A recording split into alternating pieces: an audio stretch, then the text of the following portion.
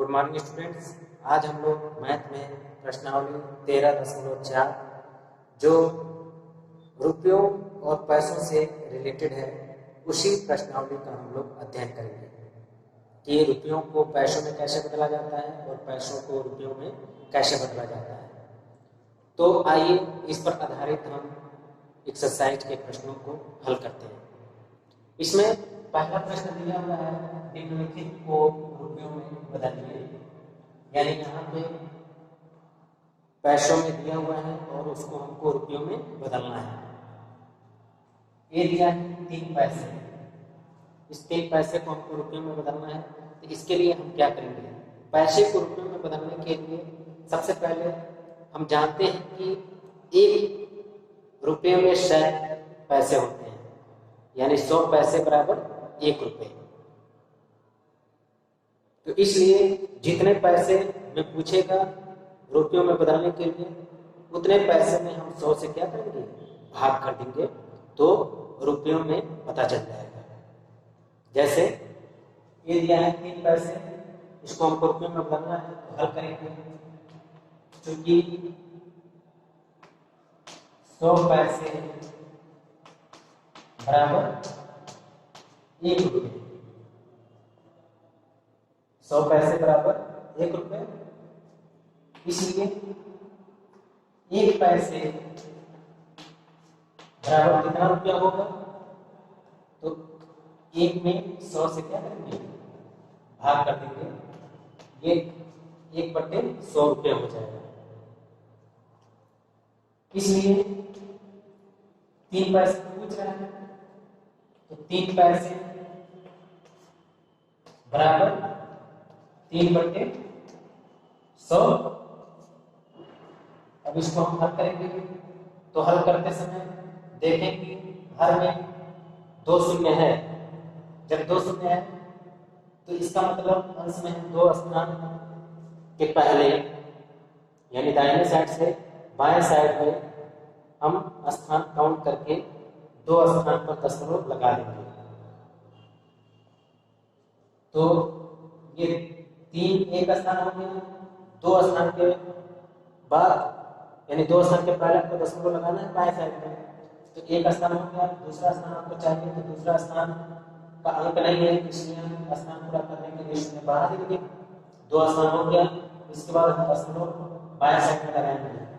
2 स्थान के पहले आपको दशमलव लगाना है तो 1 2 स्थान हो गया, यानी 0.03। अब दशमलव के पहले कोई अंक नहीं है तो हम शून्य बढ़ा देंगे, यानी ये हो जाएगा 0.03 रुपए। ये हमारा आंसर हो जाएगा, यानी 3 पैसे में कितने रुपए होंगे? तो 0.03 रुपए। इसी प्रकार बी दिया है 89 पैसे, इसको भी हमको रुपए में बदलना है तो हल करेंगे। 89 पैसे बराबर 89/100। अब यहाँ पे 2 स्थान के पहले हमको बाएं साइड में दशमलव लगाना है, इसलिए 89 के 2 स्थान हो गए हैं। अब उसके पहले हम दशमलव लगाएंगे, इसके पहले 8 के पहले यानी हो जाएगा आपका 0.89। दशमलव के पहले तो हम शून्य बढ़ा देंगे, यानी यहाँ पे आंसर हो जाएगा 0.89 रुपए। ऐसे ही क्वेश्चन नंबर सी दिया है 134 पैसे, इसको भी हमको रुपये में बदलना है तो हल करेंगे। 134 पैसे बराबर 134/100 भाग करेंगे तो 2 स्थान पर दशमलव हमको लगाना है दाहिने साइड से बाएं साइड में, तो 134 2 स्थान 1 2 यानी 3 के पहले और 1 के बीच में दशमलव लग जाएगा, ये हो जाएगा 1.34 रुपए। ये हमारा आंसर हो जाएगा। ऐसे ही डी दिया है 310 पैसे, इसको भी हमको रुपए में बदलना है तो इसको भी बदलेंगे 310/100 बराबर 2 स्थान में दशमलव लगेगा, हो जाएगा 3.10 रुपए, ये हमारा आंसर हो जाएगा। तो प्रिय छात्रों, इस आधार पे आप अन्य शेष बच्चों के प्रश्नों को हल करें। इसके बाद अगला क्वेश्चन है क्वेश्चन नंबर सेकेंड। दिया है निम्नलिखित को दशमलव भिन्नों में बदलकर जोड़िए। यानी यहाँ पर 1 रुपये में दिया हुआ है और पैसे में दिया हुआ है, तो पैसों को भी हम रुपये में बदलेंगे तो दशमलव में आएगा। तो पहले पैसों को रुपयों में बदल लें, यानी दशमलव मान प्राप्त हो जाएगा। फिर उसके बाद हम क्या करेंगे, जोड़ लेंगे। तो इसलिए हम हल करेंगे। सबसे पहले हम पैसों को रुपयों में बदलें, यानी पैसों को रुपयों में बदलने के लिए हम क्या करेंगे, तो उसमें 100 से भाग करेंगे। तो 17 रुपये प्लस 5 पैसे हैं प्लस 29 पैसे बराबर, ये 2 रुपये में है, इसको हम वैसे ही लिख लें। 17 रुपये प्लस ये पैसे में है, तो इसको हम रुपये में बदलें। तो रुपये में बदलने के लिए क्या करेंगे, 100 से भाग करेंगे, तो 5 बटे 100 रुपये हो जाएगा। प्लस वैसे 29 पैसे को भी हम रुपये में बदलेंगे, तो ये हो जाएगा 29 बटे 100 रुपये। अब इसको हम हल करेंगे, तो ये 17 रुपया है प्लस, अब यहाँ पे 5 में हम 100 से भाग करेंगे, तो नीचे 2 शून्य है, तो अंश में हम 2 स्थान पहले दशमलव लगा देंगे, यानी दाहिने साइड से स्थान काउंट करके 2 स्थान बाएं साइड में हम दशमलव लगा देंगे। तो एक स्थान 5 दिया हुआ है, दूसरा स्थान का अंक नहीं है, इसलिए हम शून्य मान लेंगे। 2 स्थान हो गया, 2 स्थान के बाद हमको बाएं साइड में दशमलव लगाना है, हो जाएगा आपका 0.05। दशमलव के पहले कोई अंक नहीं है, इसलिए हम शून्य मान लेंगे। तो ये हो जाएगा आपका 0.05 रुपए। फिर प्लस 29 बटे 100 को भी हम हल करेंगे, तो 29 में 100 से भाग करेंगे, तो 2 स्थान पे दशमलव लग जाएगा। तो 29 एक स्थान 2 स्थान पे पहले दशमलव लगाएंगे, तो हो जाएगा 0.29। दशमलव के पहले को एक नहीं है, तो हम शून्य मान लेंगे, यानी कितना रुपये, 0.29 रुपये। अब 0.29 रुपये। अब ये सभी रुपये में परिवर्तित हो गया, तो अब इन सभी को हम एक साथ जोड़ लें तो कुल रुपया पता चल जाएगा। इसलिए 17.00 ये हो जाएगा आपका 0.05, ये हो जाएगा 0.29। जोड़ लीजिए, 9 5 14, 2 1 3 दशमलव, ये 7, ये यानी हो जाएगा 17.34 रुपये, यानी 17 रुपये 5 पैसे और 29 पैसे बराबर होगा 17.34 रुपये। ये आपका दशमलव में परिवर्तित हो गया। उसी प्रकार इसको भी हम परिवर्तित करेंगे कि 80 रुपये और 83 पैसे, तो 80 रुपया प्लस 83 पैसे को हमको रुपये में बदलना है। ये 80 रुपया में दिया ही है, प्लस 83 को हम रुपये में बदल लें, तो 100 से भाग कर देंगे। बराबर भाग करने के लिए आ जाएगा आपका 2 स्थान पर दशमलव लग जाएगा, 0.83 रुपये, यानी हो जाएगा 0.83 रुपये। अब इन दोनों को जोड़ेंगे, ये भी रुपया में, ये भी रुपया में, दोनों को जोड़ेंगे तो ये हो जाएगा आपका 80.83 रुपये, यानी 80 रुपये और 83 पैसे बराबर 80.83 रुपये।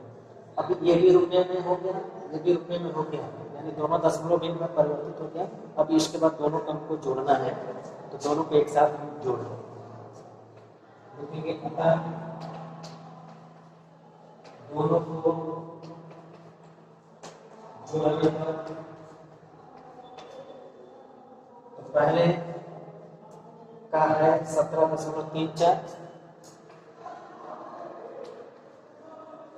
रुपए और दूसरे का है 80.83 रुपए। दोनों को जोड़ लीजिए एक साथ, ये हो जाएगा 4 3 7 8 3 11 दशमलव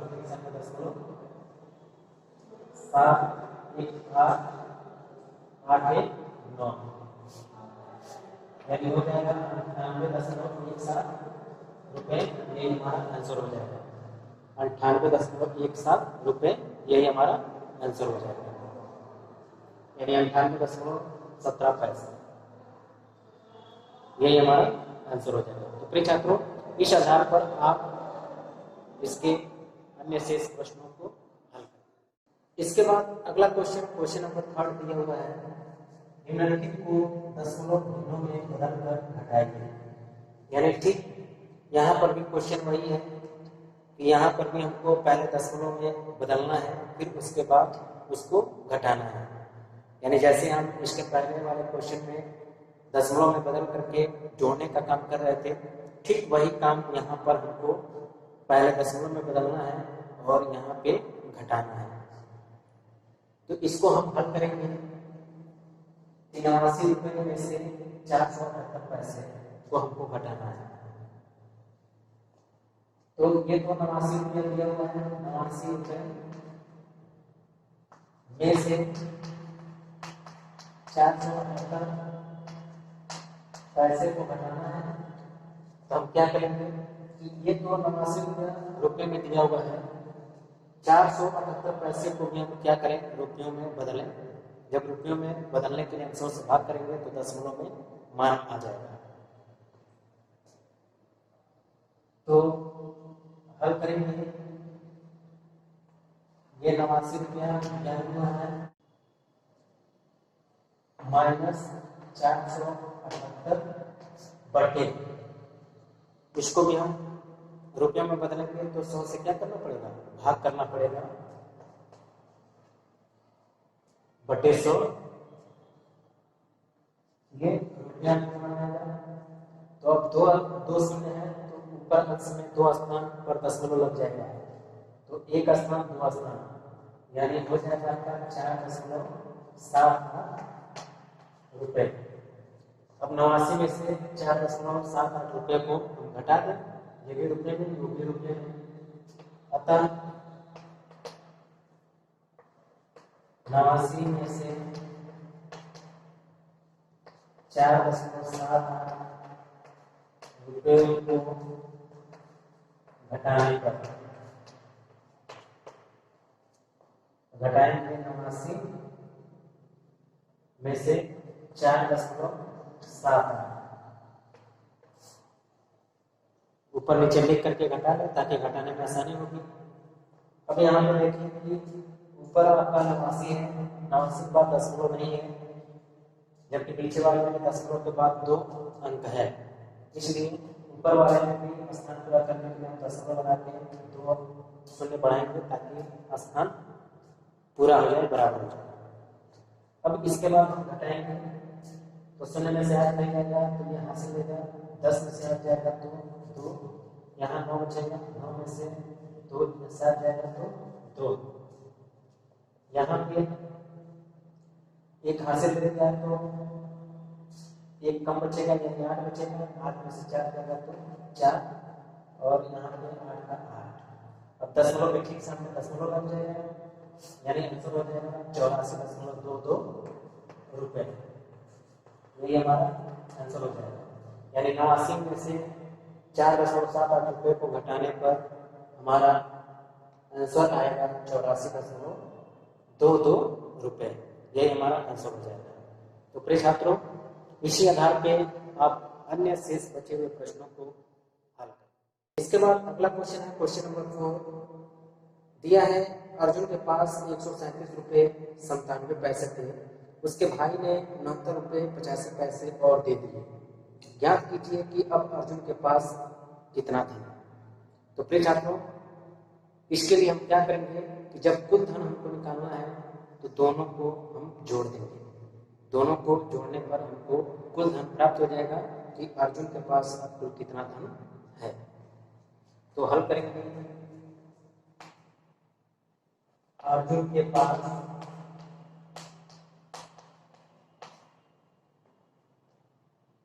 बराबर 137 रुपए 97 पैसे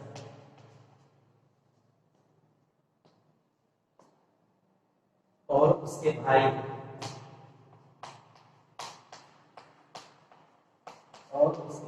के पास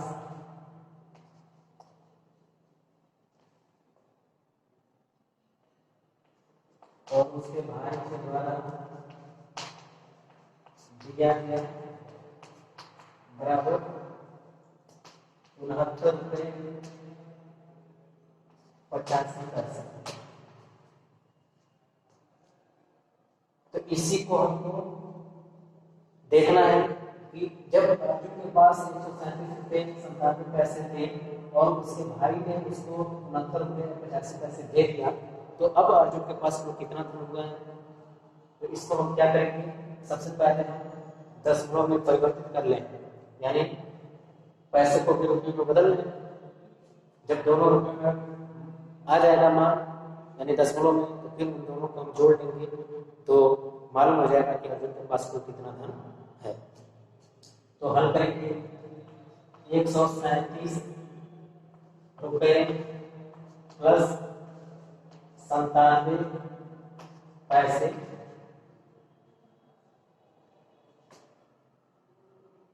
तो इसको हम लिख सकते हैं 137 रुपए प्लस 97 पैसे को रुपये में बदलने के लिए क्या करेंगे, 97 में 100 से भाग करेंगे। भाग करेंगे तो दो स्थान पर दशमलव लग जाएगा, यानी हो जाएगा 10.97 रुपये। दशमलव के पहले शून्य बढ़ा सकते हैं, यानी 0.97 रुपये। इस प्रकार से हो जाएगा अर्जुन के पास कुल 137.97 रुपये। अब उसके भाई के द्वारा जो पैसा दिया गया है उसको भी हम ऐसे ही परिवर्तित कर लें। तो भाई द्वारा दिया गया धन बराबर 69 रुपए 85 पैसे। ये हम कह सकते हैं कि 69 रुपया रुपये में है ही, इसको हम 85 पैसे को रुपये में बदलने के लिए 100 से भाग करेंगे, 85/100। तो ये हो जाएगा आपका दो स्थान पर दशमलव हो जाएगा, यानी 0.85 रुपये। इस प्रकार से उसके पास हो जाएगा 69.85 रुपये उसके भाई के द्वारा दिया गया। अब हमको कुल धन निकालना है कि कुल धन कितना है, तो 137.97 रुपये तो उसके पास ही था और उसके भाई के द्वारा 69.85 रुपये दिया गया है। इसलिए अर्जुन के पास कुल धन बराबर अर्जुन के पास था 137.97 और उसके भाई ने दिया उसको 69.85 रुपये। अब दोनों को जोड़ लीजिए तो प्लस बचे हो जाएगा, जोड़ेंगे तो 7 5 12 2 10 8 18 के 8 हासिलेंगे, 10 ठीक सामने 8 9 17 के साथ हासिलेंगे, 4 6 10 के साथ हासिलेंगे 1 2, यानी 207.82 रुपये। ये हमारा आंसर हो जाएगा कि अर्जुन के पास कुल 207.82 रुपये हैं। अर्जुन के पास कुल 207.82 रुपये हैं। ये हमारा आंसर। इसके बाद क्वेश्चन नंबर 4 के जैसा ही क्वेश्चन नंबर 5 है, आप उसको स्वयं हल करेंगे। इसके बाद अगला क्वेश्चन है क्वेश्चन नंबर 6।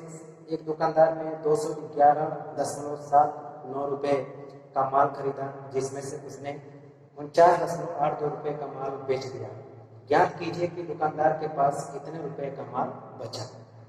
तो प्रिय छात्रों, यहाँ पे हम ज्ञात करने के लिए क्या करेंगे कि 211.79 रुपये में से 49.82 रुपये को माइनस करेंगे तो पता चल जाएगा कि उसके पास कुल कितना धन बचा। तो हल करेंगे।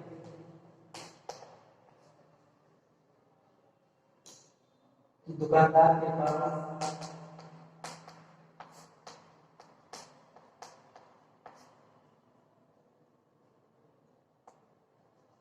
माल बराबर 211.79 रुपए,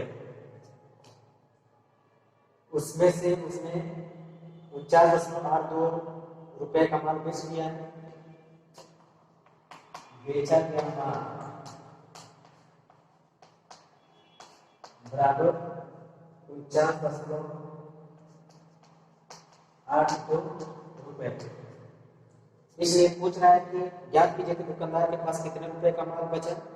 तो क्या करेंगे, इसमें से इसको हम घटा देंगे, यानी जितने रुपए का माल उसके पास था उसमें से जितने बेच दिया उसको हम घटा देंगे तो मालूम हो जाएगा कि उसके पास कुल कितने रुपए का माल शेष बचा हुआ है।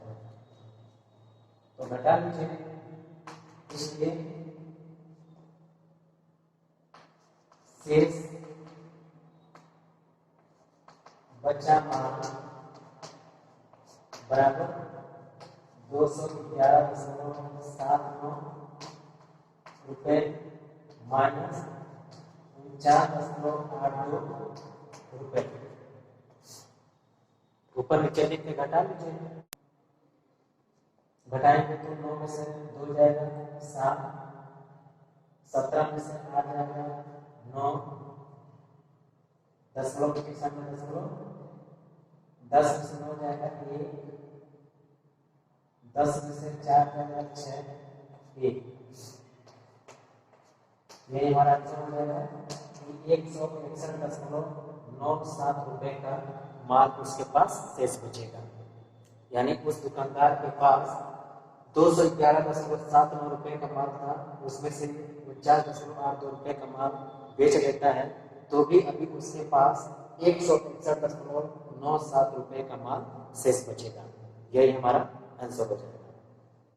इसके बाद इसी आधार पे अगला क्वेश्चन नंबर 7 दिया हुआ है कि अनु ने 1175 रुपए की एक साइकिल खरीदकर 1088.54 रुपए में बेच दी। ज्ञात कीजिए कि अनु को कितनी हानि हुई। तो प्रिय छात्रों, यहाँ पे हम क्या करेंगे कि अनु ने 1175 रुपए की एक साइकिल खरीदी है और उसको 1088.54 रुपए में बेच दी है। तो कम ही में बेची है इसलिए हानि होगा। तो हानि निकालने के लिए क्या करेंगे कि जितने में खरीदी है उसमें से जितने में बेची है उसको हम घटा देंगे, यानी 1175 में से 1088.54 माइनस कर देंगे तो पता चल जाएगा कि अनु को साइकिल बेचने पर कितनी हानि हुई है। तो आप इसको हल करेंगे। इसके बाद अगला क्वेश्चन है क्वेश्चन नंबर 8। रीता के पास 28.17 रुपए थे। उसने 1.28 रुपए की एक पेंसिल, 15.83 रुपए की एक किताब तथा 2.75 रुपए का एक पैमाना खरीदा। ज्ञात कीजिए कि रीता के पास कितना धन बचा। तो प्रिय छात्रों, सबसे पहले हम क्या करेंगे कि जब रीता के पास 28.17 रुपए थे और उसमें से पेंसिल पर, किताब पर और पैमाना पर जितना भी पैसा खर्च किया है इन तीनों को हम जोड़ लें। जोड़ने पर पता चल जाएगा कि कितना धन खर्च किया है। तो फिर क्या करेंगे कि रीता के पास कुल धन में से खर्च किए गए धन को घटा देंगे तो पता चल जाएगा कि अब रीता के पास कुल कितना धन शेष बचा हुआ है। तो हल करेंगे क्वेश्चन नंबर 8। रीता के पास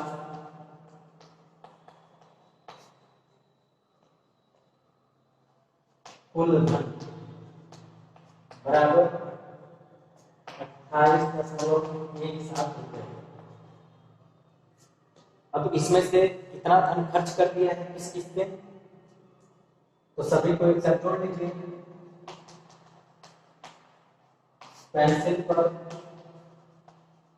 खर्च बराबर 1.28 रुपए। फिर किताब पर खर्च बराबर 15.83 रुपए।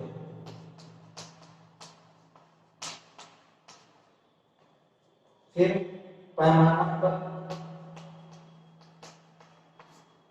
खर्च बराबर 2.75 रुपए। अब इन तीनों को जोड़ लीजिए तो मालूम चल जाएगा कि रीता ने पेंसिल, किताब और पैमाना पर कुल कितना धन खर्च किया है। तो जोड़ी 8 3 11 5 16 के 6 हासिल की, 3 8 11 11 7 18 के 8 हासिल की, 2 5 7 7 2 9 1, यानी 19.86 रुपया इसने खर्च किया है।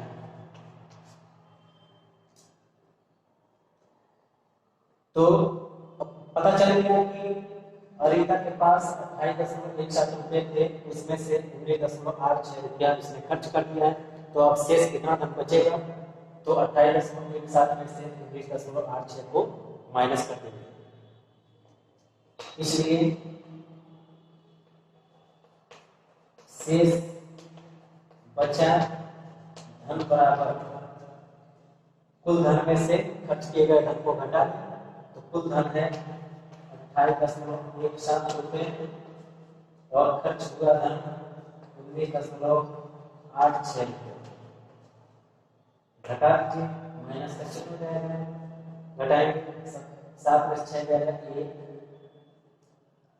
फिर 11 में 7 जाएगा 3, यहाँ पे 7 बचेगा, 17 में से 9 जाएगा 8, यहाँ 1 में से कुछ नहीं, 10 ठीक से आपका 10 हो जाएगा, यानी आंसर हो जाएगा आपका 8.31 रुपया उसके पास शेष बचेगा। यही हमारा आंसर हो जाएगा कि रीता के पास 28.17 रुपए थे, उसमें से 19.86 रुपया खर्च कर दिया, तो भी अभी उसके पास शेष 8.31 रुपया शेष बचेंगे। यही हमारा आंसर हो जाएगा। तो प्रिय छात्रों, इसी आधार पे अगला क्वेश्चन नंबर 9 दिया हुआ है, आप उसको स्वयं हल करेंगे।